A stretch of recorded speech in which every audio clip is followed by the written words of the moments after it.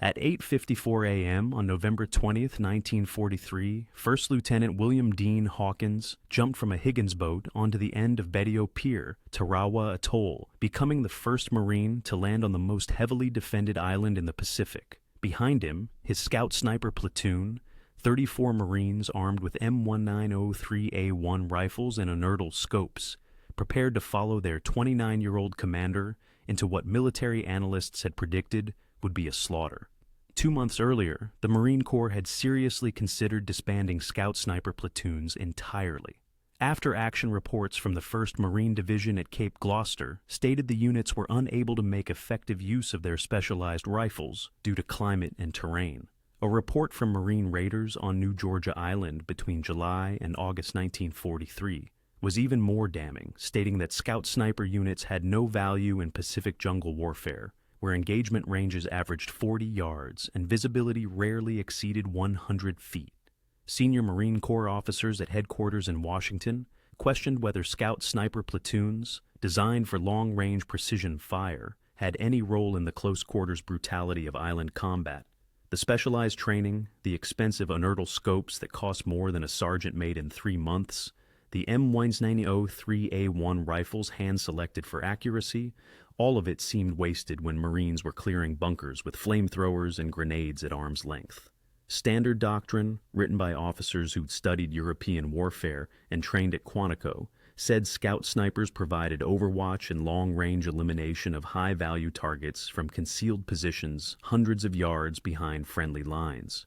Hawkins understood different mathematics. Tarawa would be different warfare. The island was 2.5 miles long and 600 yards wide at its widest point, defended by nearly 5,000 Japanese troops in hundreds of reinforced concrete bunkers and pillboxes designed to withstand naval bombardment. There would be no hundreds of yards behind friendly lines. There would be no concealed positions. There would only be frontal assault against prepared defenses where Marines needed every advantage they could get, including men trained to shoot accurately under pressure. In the next 36 hours, Hawkins and his scout sniper platoon would prove that specialized training mattered more than specialized equipment, that leadership in combat counted more than doctrine written in peacetime, and that one officer's refusal to accept limitations could change how the Marine Corps thought about scout snipers forever. His actions would earn him a posthumous Medal of Honor, get an airfield named in his memory, and save scout sniper platoons from disbandment.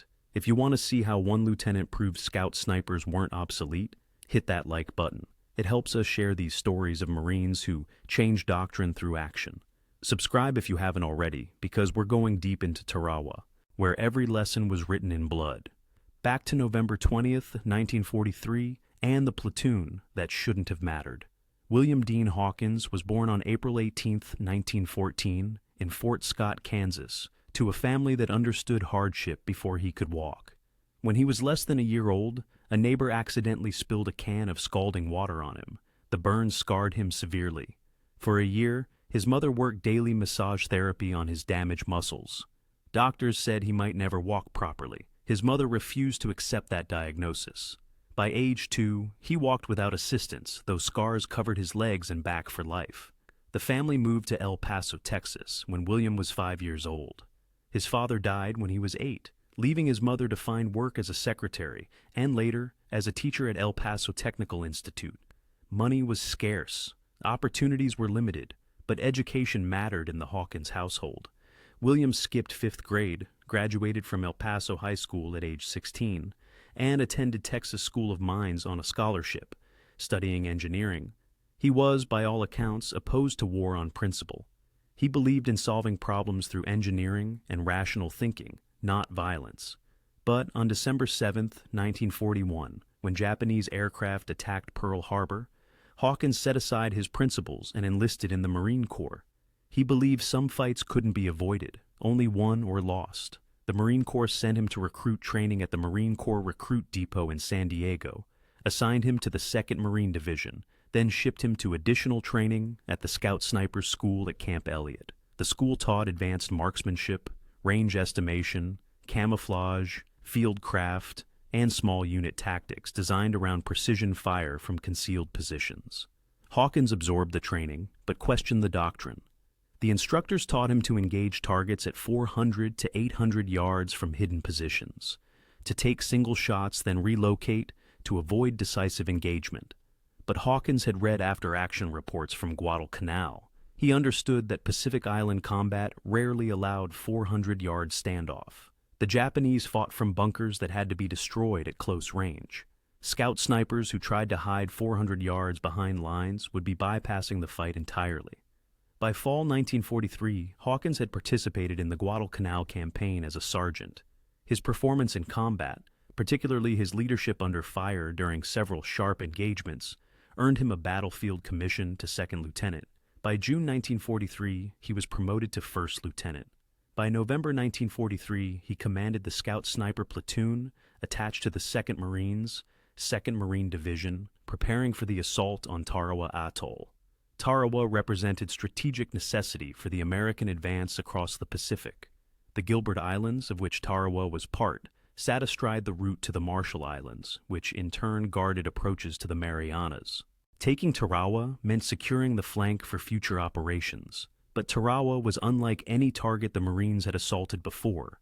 Betio Island, the main objective in the Tarawa Atoll, was a coral islet with an airfield, defended by Rear Admiral Keiji Shibazaki and approximately 4,800 troops from the Special Naval Landing Force, Japan's elite naval infantry.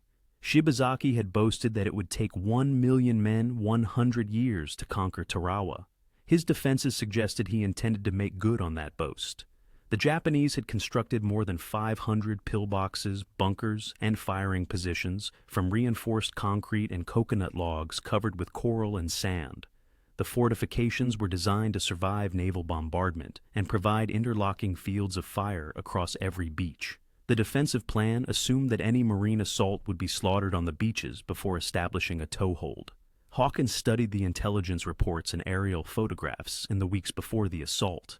He understood immediately that conventional scout-sniper doctrine wouldn't work. His platoon couldn't provide overwatch from concealed positions because there would be no secure rear area. They couldn't engage targets at long range because the entire island was 2.5 miles long, and most fighting would occur at ranges under 100 yards. If his platoon tried to follow doctrine, they'd be spectators to the battle while riflemen did the real work. He made a decision that violated his training, but matched the tactical reality. His scout-sniper platoon would fight as assault troops.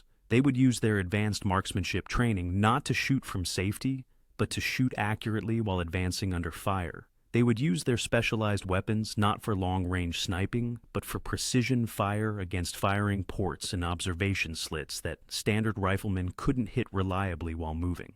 On the morning of November 19, 1943, the day before the assault, Hawkins briefed his platoon. He told them they would be in the first wave. They would land on the Betio Pier, a 500-yard-long concrete and wood structure jutting into the lagoon. The pier offered approach to the island without crossing the reef that ringed the beaches, but it also offered no cover and would be targeted by every Japanese weapon within range. His platoon sergeants questioned the plan. Landing on the pier meant certain casualties. Scout snipers were supposed to minimize exposure while maximizing effectiveness. Hawkins replied that minimizing casualties meant winning quickly, and winning quickly meant getting inland fast. The pier led directly to the airfield. Take the pier, get to the airfield, and the Marines would have a secure position to expand from. The mathematics were simple: high casualties in the first hour, or moderate casualties for 3 days. He chose the first hour.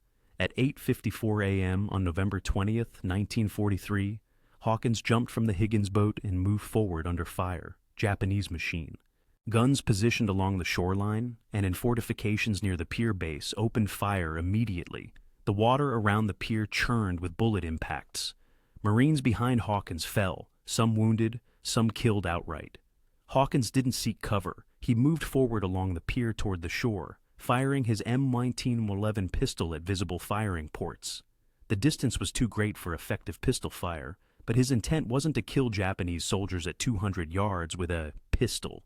His intent was to keep moving, to demonstrate to his platoon that forward movement under fire was possible, that the volume of incoming fire wouldn't stop determined Marines.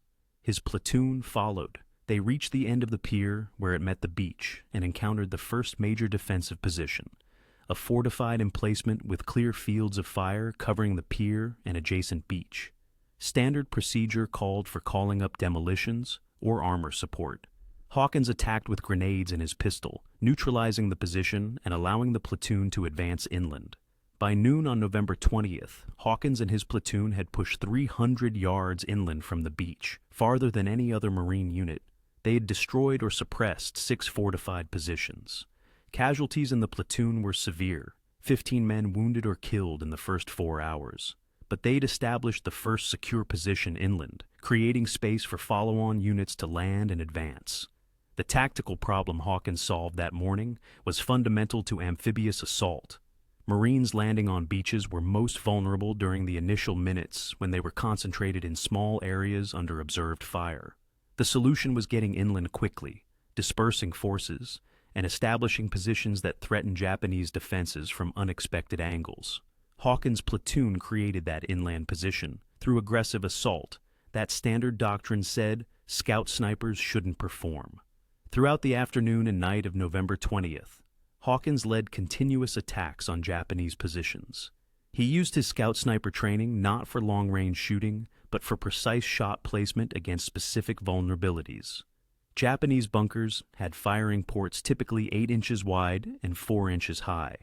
Hitting those ports with rifle fire while moving under fire required skill that standard infantry training didn't emphasize. Hawkins' platoon could make those shots reliably. The effect was cumulative. A standard rifle squad attacking a bunker might fire 200 rounds, most missing the bunker entirely, or hitting reinforced concrete uselessly. Hawkins' scouts fired 40 rounds, 30 of which went through firing ports, killing or suppressing the defenders and allowing demolition teams to approach safely. The ammunition efficiency mattered on an island where resupply was uncertain, and every round had to be carried from the beach under fire. At dawn on November 21st, Hawkins resumed operations. He'd slept perhaps 90 minutes during the night. His platoon was down to 19 effectives from the original 34. They'd expended most of their specialized sniper ammunition and were fighting with standard ball ammunition from other units. But the mission continued. The beachhead remained shallow, only 300 yards deep at its widest point. Japanese counterattacks during the night had nearly reached the waterline. Every fortified position eliminated made the beachhead more secure. Hawkins personally led an assault on a position fortified by 5 Japanese machine guns. The position commanded clear fields of fire across a stretch of beach where Marines were trying to land supplies and reinforcements. Until that position was eliminated, resupply was impossible. Hawkins crawled forward under fire, alone, closing to within 20 yards of the fortification. He fired his rifle through the firing ports at point-blank range, then threw grenades through the openings. The position was destroyed. The beach was opened for resupply, but the effort cost him. During the assault, Hawkins was hit in the chest by Japanese rifle fire. The wound was serious, likely damaging his lung. Standard procedure, written in training manuals and enforced by corpsmen, said wounded men were evacuated immediately to battalion aid stations. Hawkins refused evacuation. His platoon was down to 19 men. They needed him. He wrapped the wound with his shirt, took morphine from his medical pouch, and continued fighting. Over the next 4 hours, wounded and running on morphine and determination, Hawkins led attacks on 3 more fortified positions. Each attack followed similar pattern. He'd identify the position, move forward under fire to get close enough for accurate shot placement, suppress the defenders with precise rifle fire, then assault with grenades. His remaining scouts provided covering fire while he closed. The technique worked, but required leadership by example that couldn't be delegated. At approximately 1:15 p.m. on November 21, 1943, Hawkins was leading his platoon in an assault on another bunker complex near the airfield when Japanese artillery fire bracketed their position. A shell burst caught Hawkins directly. He was killed instantly, approximately 28 hours after landing on WWII Pier. The 2nd Marine Division secured Tarawa on November 23, 1943, 3 days after the initial assault. American casualties were 1,009 killed and 2,001 wounded. Japanese casualties were approximately 4,690 killed. The battle demonstrated that even heavily fortified positions could be taken by determined assault, but the cost was severe. Hawkins' contribution to that victory was recognized immediately by Marines who fought alongside him. Combat correspondent Robert Sherrod, who landed with the Marines and witnessed the fighting, wrote that Hawkins had told him aboard ship before the assault that he would put his scout sniper platoon where the fighting was thickest. Sherrod witnessed Hawkins personally eliminate 6 machine gun positions during 36 hours of combat, sometimes standing on top of tracked vehicles and firing point-blank at defenders who fired back. In recognition of his leadership and sacrifice, the airfield on Batio Island was named Hawkins Field. The designation honored his role in opening the path inland that allowed Marines to reach and secure the airfield. But the more significant recognition came from the Marine Corps itself. The after-action reports from Tarawa specifically mentioned the effectiveness of the Scout Sniper platoon in the assault, noting that specialized marksmanship training had proven valuable even in close-range combat, when applied aggressively rather than defensively. The questions about disbanding Scout Sniper platoons that had circulated before Tarawa were answered.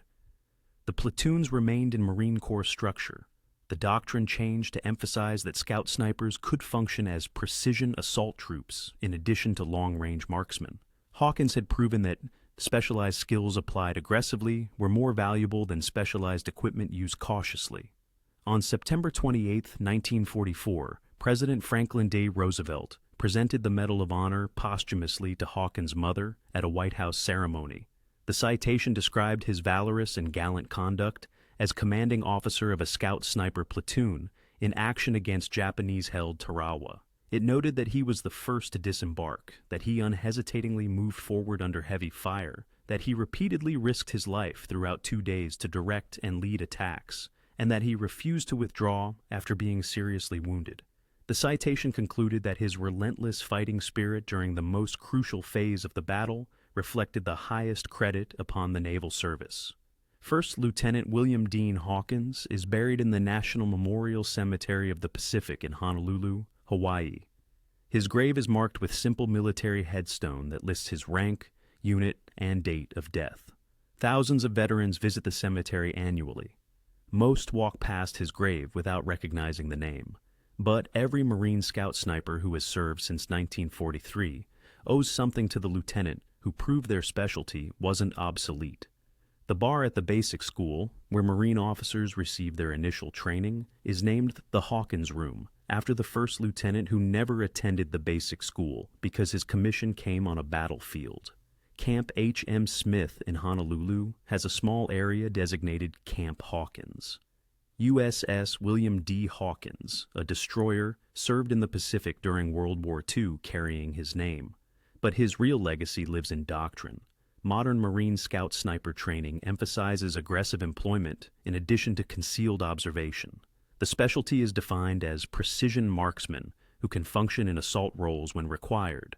The training includes close-range engagement, urban combat, and assault tactics that would have seemed foreign to Scout Snipers, trained before Tarawa. All of it traces back to November 1943, when one lieutenant decided that specialized training was wasted if used cautiously. November 20th, 1943 lasted 36 hours of combat that changed the military specialty.